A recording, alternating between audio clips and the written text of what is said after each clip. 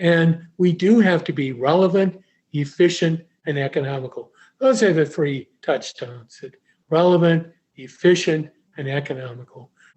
We can't sustain $1.7 trillion in student debt. We need to make this affordable, and we've got to do it efficiently, and we have to respect the learner's time. I'm Jeff Cobb. I'm Salisa Steele, and this is the Leading Learning Podcast. Welcome to episode 288 of the Leading Learning Podcast, which features a conversation with return guest Ray Schroeder. Ray Schroeder is Professor Emeritus and Senior Fellow at the University of Illinois Springfield, and also Senior Fellow for UPCEA, the University Professional and Continuing Education Association. Jeff and Ray discuss COVID's indelible impact on teaching and learning, the metaverse, blockchain, non-fungible tokens, artificial intelligence, teaching ahead, and how Google's wildly popular certificates make the case for relevant, efficient, economical learning going forward. As a leading expert in online education, Ray brings his unmatched knowledge and passion to the conversation. Jeff spoke with Ray in December 2021.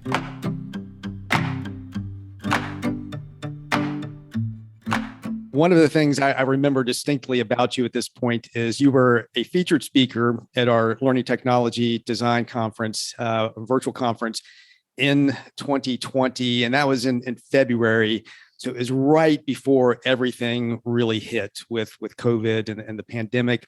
And I think you were really the first person I heard speak about how this was going to have an impact on the world of education generally, the world of continuing education, professional development. And it did. Obviously, it had a huge impact. And I'm wondering now, rolling forward close to 2 years, from your perspective, what, if anything, has this whole COVID era changed about how we should now be thinking about lifelong learning, continuing education, both from the perspective of, being an individual that has to do that, but also from the perspective of organizations that support lifelong learning and continuing education?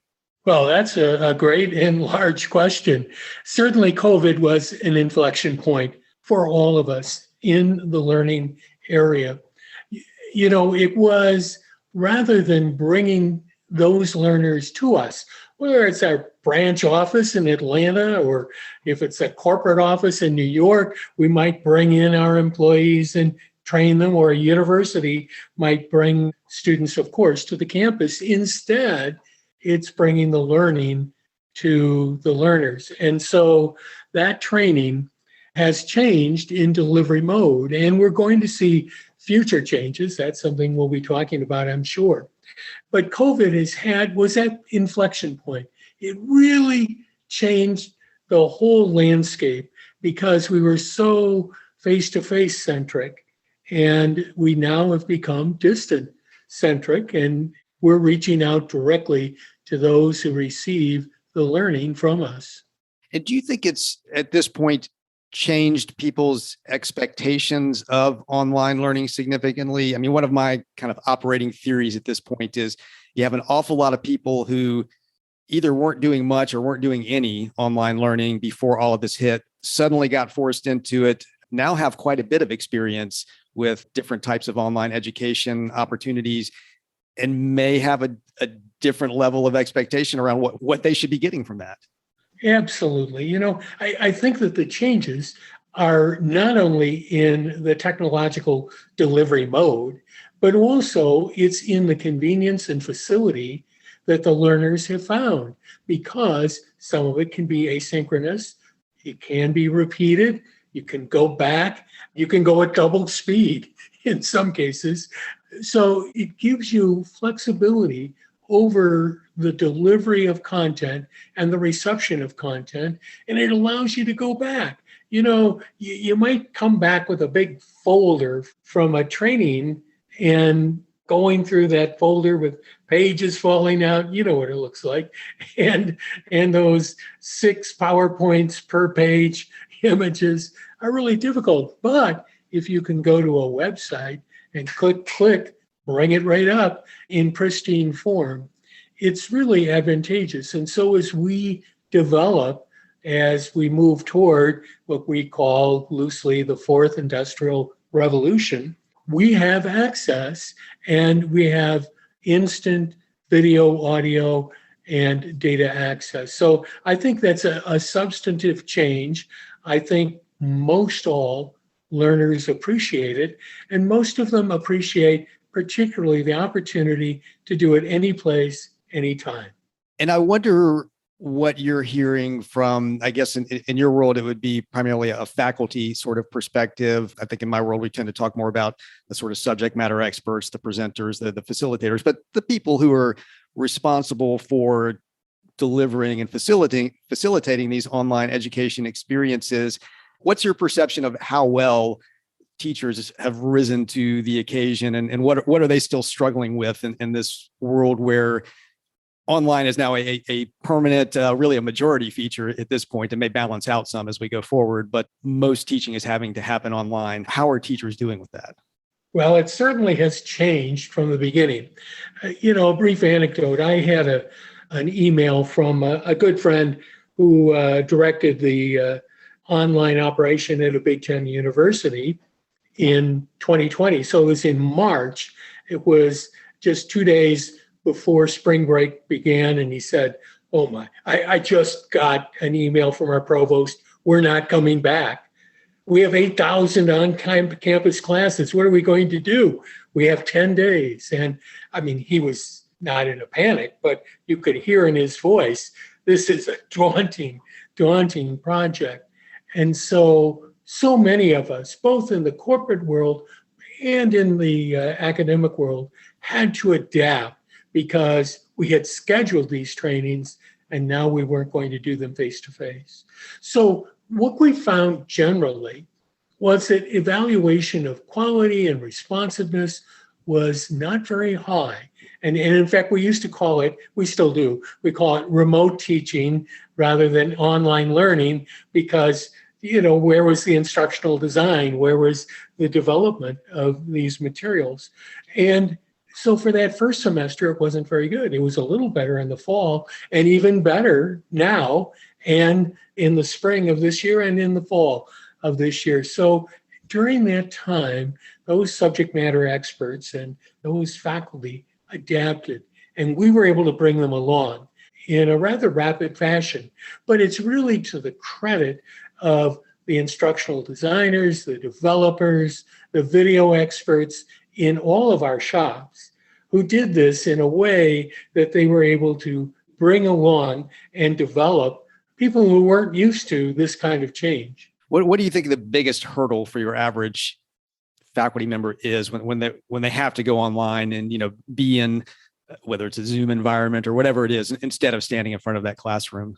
Well, I recall because this happened to me, albeit 25 years ago, but for the first roughly half of my academic career, I taught in person. I literally had lecture notes that had changed to yellow over a couple of decades because I was teaching from those old lecture notes. And then to go to this format, there's a piece of vanity if you're going to use video, and we have to help the subject matter experts get past that and understand that they want authenticity. They don't want, you're not a model. They want you to be authentic. So that's one piece. Second is there are so many of our experts who are concerned about their lack of technological expertise, and they feel they've got to do it all. And generally, that's not the case. Generally, we're supporting them. We have an infrastructure at our corporation, at our campus that helps them with the video, helps them and provides them with tools so they can do both synchronous and asynchronous in a comfortable way. So it's anxiety. And many times you see people saying, "Oh, I could never do that. That won't work. It just won't work." And yet it does. It works very well. But when you probe beyond what they say to what they mean is, I'm afraid. I'm fearful of doing this, and help me. And so when you do help them, then you become fast friends and it works well for everybody. If you're looking for ways to support those you work with and serve, we have 2 offerings that can help. To help learning businesses, Leading Learning offers a range of complementary educational resources, including this podcast. Leading Learning's parent company, Tagoras, provides in-depth, customized consulting services to help learning businesses assess their markets, formulate strategy, and select appropriate technologies. We've provided relatively little between these 2 options historically. In 2022, we aim to change that with the launch of 2 new offerings. If you're looking for a practical, concrete way to help your presenters deliver more effective, impactful learning experiences, we have a course called Presenting for Impact that can help you do just that.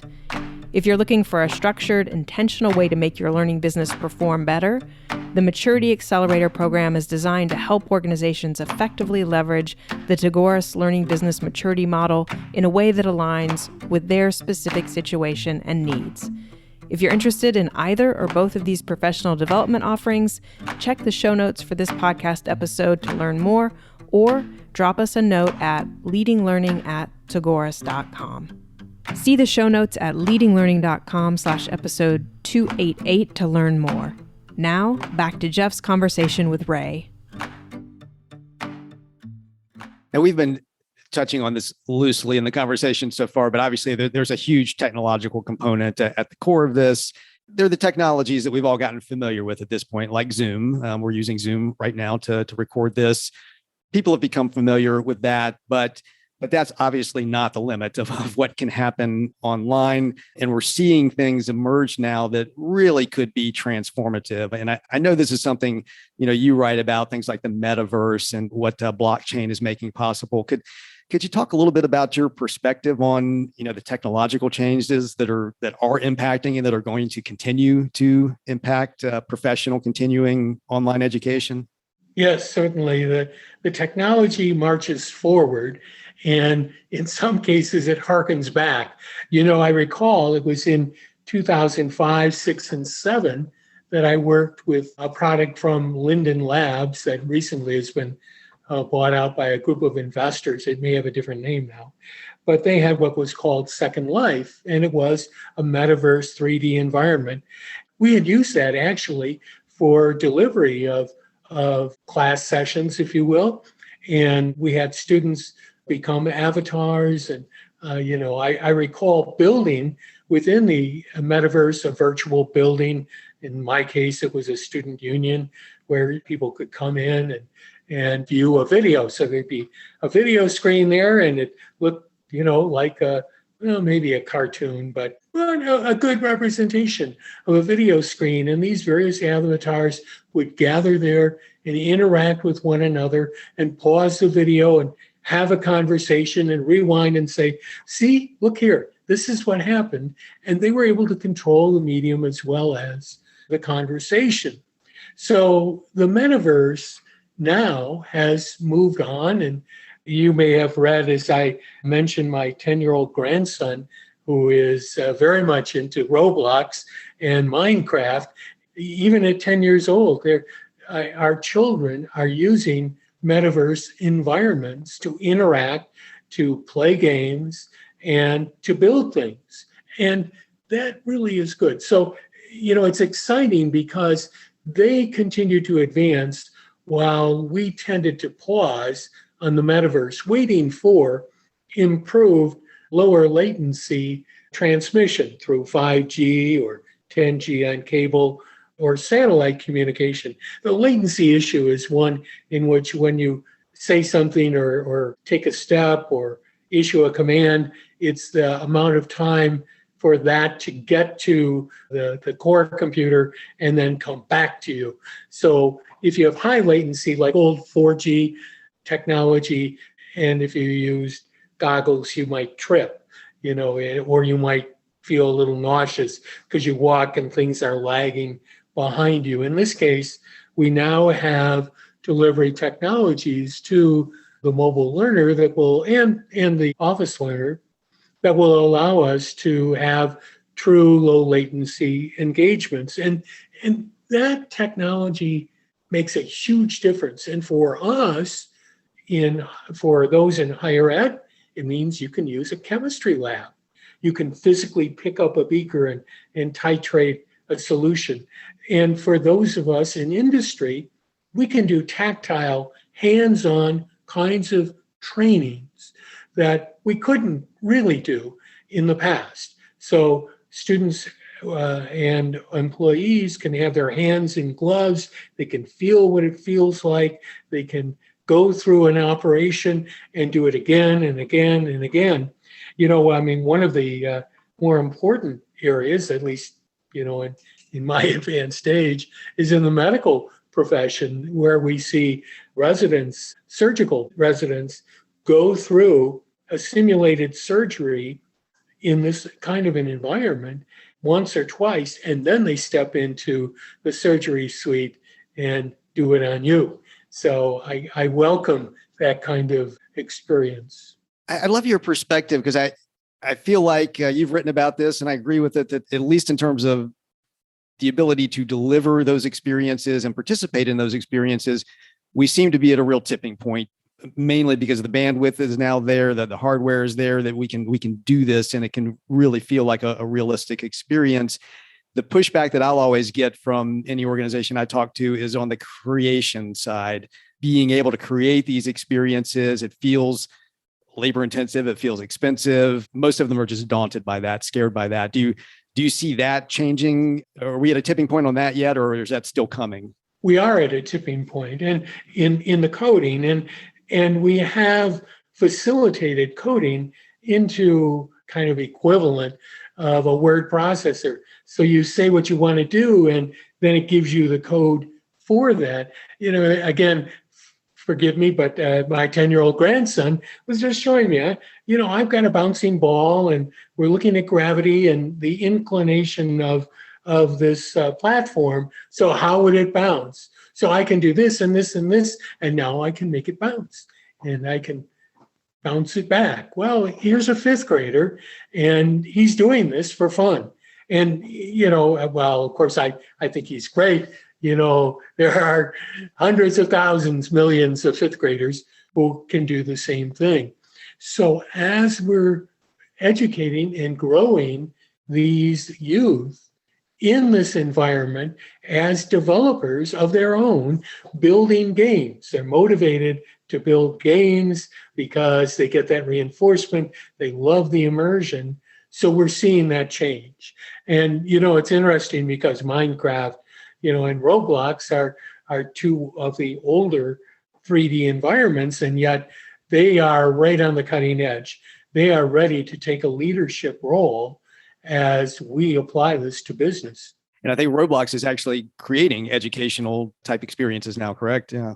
The metaverse is one part of this, and I'm personally fascinated by how it all turns out. As I think you noted in one of your recent articles, this originally came out of Snow Crash, Neil Stephenson talking about this as a term. I love that book. I love the way he describes the metaverse. And this was, decades ago that he was talking about this.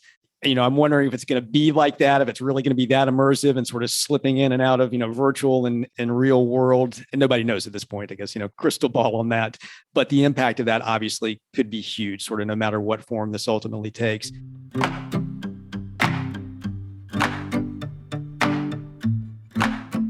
The other trend, or another trend, because there are many out there right now that I wanted to be sure to get you to comment on, is blockchain and the emergence of blockchain and some of the technologies around that. I know specifically you've recently written some about NFTs, or non-fungible tokens, and DAOs, decentralized autonomous organization. Could you talk a little bit about what those are and how you see them potentially having an impact? Yeah, absolutely. One of my good friends is Rovi Brannon. He's a associate provost, as I recall, at the University of Washington. And we were having a discussion, and it was face-to-face, so it probably was 2 years ago. But he had read the book about life expectancy and the expectation that one might live 100 years on standard, that medicine may get us that. Of course, we didn't have COVID yet at that time, but still. And he said, this gives rise to what several of us are calling the 60-year learner. And so we see a whole long period of time of continuing education and that professional education taking place in our jobs and as we change careers. And so we're seeing this whole development. Well, now pause there for just a second, step back to college, where if you graduate, you get you get a transcript. The college owns that transcript, and that's wrong. That is absolutely wrong. The student earned those credits, took those courses. And so a university might block you getting that transcript because you have parking fees due. Well, that's absolutely wrong. So one of the concepts that MIT championed a few years ago was beginning to put the transcript on the blockchain. And as that moved forward, we saw concurrent development of non-fungible tokens, which could represent what you have created and kind of validate that's yours. And that could be an internship, could be a course taken at your place of work or elsewhere. And those should be under the control of the learner. The learner ought to be able to assemble these together in a way that they can be used by HR, prospective employers, as they're looking at hiring you, among others. And so I think we see this really growing and continuing to grow. I see it on the blockchain, probably with, NFTs. And it could be that HR might use DAOs, to sort through all those portfolios and choose the ones that have the proper NFTs that they're seeking. So, I see this unfolding. I'm not sure what chain it's going to take. I maybe across chains. We're really at the beginning part of this development. But the key thing is that control, validation, certification of your learning belongs to you, and you will be able to present them in proper context, validated by the blockchain.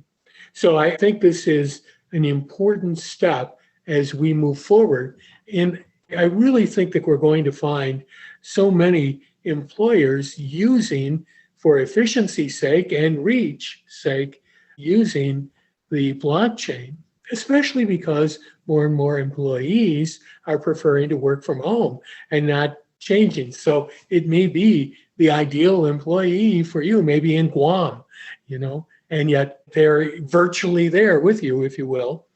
But you don't know about them because you only advertised in the New York publications. It seems like an interesting sort of corollary to this, or something that flows out of it, is, the role of the learner herself, and in essence, the responsibility of the learner herself, because as you said, you're embarking on this sort of 60 years that these days, or at least in coming days, people are going to have to navigate a little bit differently than they have before, because you're talking about accumulating all of these essentially credentials along the way, but they may be less formal than the types of credentials that we think of right now, or they're sort of, they emerge a little more organically than the way credentials do now. And you're basically creating this track record that you're carrying throughout your career of the learning that you've done and the verification of that learning. And I suspect most people don't really sort of think about their life and their learning and their careers that way now. We need to prepare people for this, it seems like. Jeff, you're absolutely right. And one of the data points that I commonly cite surprises many people, and it is that the average tenure of an American worker, and this is before the Great Resignation, the average tenure with an employer is just 4 years. So every 4 years, if we're changing employers, we need to validate ourselves all over. And we probably need new credentials. We probably need professional ed, continuing ed, to develop ourselves into the new position. And so how do we keep that trail moving in a linear fashion, and that we don't drop pieces along the way. And this is it. We create, if you will, our folder that we cultivate, that we curate, all those educational experiences. And we're not, we certainly include all the trainings and courses and whatnot and internships, but we also add those personalized experiences that add to that. Maybe we did something for a nonprofit along the way. So in any event, this is something new for all of us to begin to curate.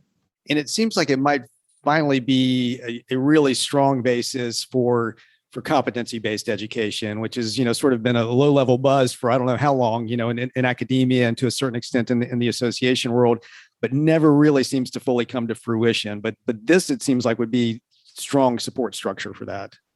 Absolutely. Jeff Salingo recently wrote a column on the very topic. Are we finally ready for competency-based education?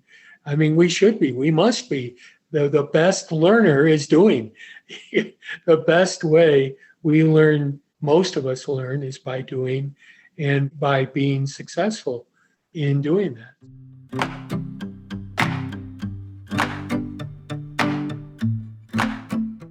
And it seems like another corollary or extension of what's being made possible, particularly by something like blockchain in my mind, is it the major players in lifelong learning are probably going to have to think a little bit differently. And I think more collaboratively than they potentially have in the past, because, you've typically had sort of a siloed environment where you've got businesses, corporations, maybe doing training in a certain way, maybe bringing in commercial training or having an internal L&D. So they're working with their employees to do that. You've got higher education, academia that's providing different takes on continuing education, lifelong learning. And you've got trade and professional associations who are often providing like certification paths and, CE to support certifications and those sorts of things. But there doesn't seem to be a whole lot of conversation between those groups in my experience, or coordination, or trying to think comprehensively about how they can work together to address the need for workplace learning, the upskilling, the reskilling, the career paths of the people that they all want to serve. What's your perspective on that? It's interesting because I recently wrote about the Google career certificate programs. Phenomenally successful. Google has really cracked the nut on this. They have 6 career certificates that they're offering, $39 a month through Coursera for an average of 6 months to complete 6 courses at 10 hours a week. And so that's a huge piece.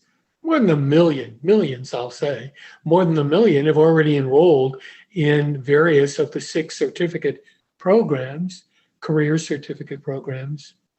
And what we're finding is that probably the most unique and important piece is Google has assembled 150 corporations that have agreed to accept the Google certificates as the benchmark for entry-level positions. And they've even created portals to directly apply. So those who get a certificate directly can apply to any of these 150, and they're ranked right up there. And in the case of Google, they consider it the equivalent of a degree.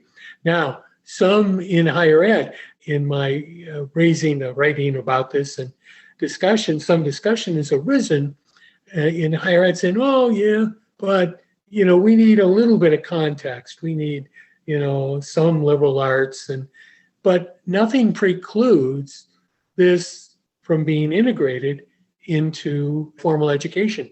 And in fact, Google has offered it free to the nearly 2,000 community colleges in the United States.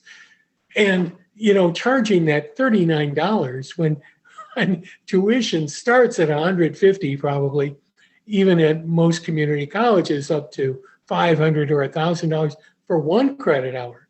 And on top of all of that, ACE, the American Council on Education, has recommended that academic credit be given for these certificates. So all of this is coming together, and we do have to partner. And we do have to be relevant, efficient, and economical. Those are the three touchstones: relevant, efficient, and economical. We can't sustain $1.7 trillion in student debt. We need to make this affordable, and we've got to do it efficiently, and we have to respect the learner's time. And what Google is proposing is certainly doable, and it can be integrated. So I see that we can integrate these into other corporate training. You could say, well, we really like your data analytics certificate. We'd like to add our own one or two. So complete that, and we've got a capstone specific to our corporation, to our learning. And once you complete that, we put you at the top of our employment list. Relevant, efficient, economical. I think that's a great mantra there. We might have the title for this episode in those three words. Certainly great advice. One of the things that really struck me about the Google story when you wrote about this, because you made that comment about $39 average of 6 months, but then that they had these 150 major companies that are really considering it a benchmark. So I mean, clearly Google had made an effort to understand what those companies need and to deliver that in the form of this certificate that they're providing. And I don't see that often enough in working with organizations that are offering certificates. They create the certificate because it sounds like a good idea, but they haven't really figured out if that's aligning with what an employer is going to value. And that's at a minimum, I think that's one of those points of conversation that needs to improve going forward. Jeff, you're right. One of the things I also have written about that I fear too often we in higher ed teach through the rear view mirror. We teach what happened 3 years, 5 years. Even if we use a textbook, it's 2 years old before it's in our hands. We're teaching things behind us. We're not teaching ahead. And that's what we need to do. And I think that's what Google gets, and that's what employers get, and that's what employees need to receive. Well, we've been giving a good bit of it, or you've been giving a good bit of it as we've been going along, it being advice that I think learning businesses should live by. But if you had to offer kind of in conclusion here, one piece of advice for organizations that are in that business of continuing education, professional development, lifelong learning, what do they really need to be doing now to ensure that they're going to thrive in the coming year and beyond? I think really, tailing to what we just said, it's looking ahead. I think we are in a fast moving river. The current is very fast, and there are rapids ahead in this fourth industrial revolution. We need to understand blockchain, where we're going. We need to understand AI. And I think AI, is the biggest technology for all of us that we're going to see so much moving forward as far as AI tutors, AI assistants, AI instructors, constantly adapting and forward-looking. So I would say all of our units need to be forward-looking. Don't teach to today, teach to tomorrow.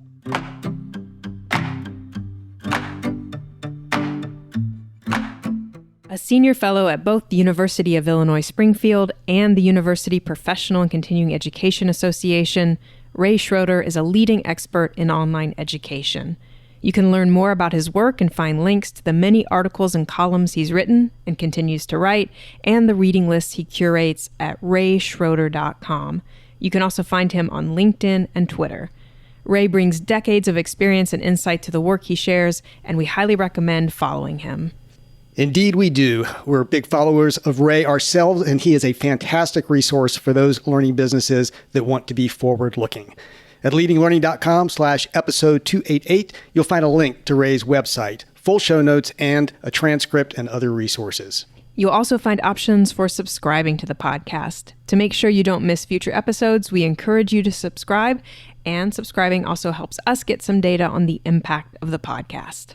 And we'd be grateful if you would take a minute to rate us on Apple Podcasts. So Lisa and I personally appreciate it, and those reviews and ratings help us show up when people search for content on leading a learning business. Go to leadinglearning.com/Apple to leave a review and rating. Lastly, please spread the word about Leading Learning. At leadinglearning.com/episode 288, there are links to find us on Twitter, LinkedIn, and Facebook. Thanks again, and see you next time on the Leading Learning Podcast.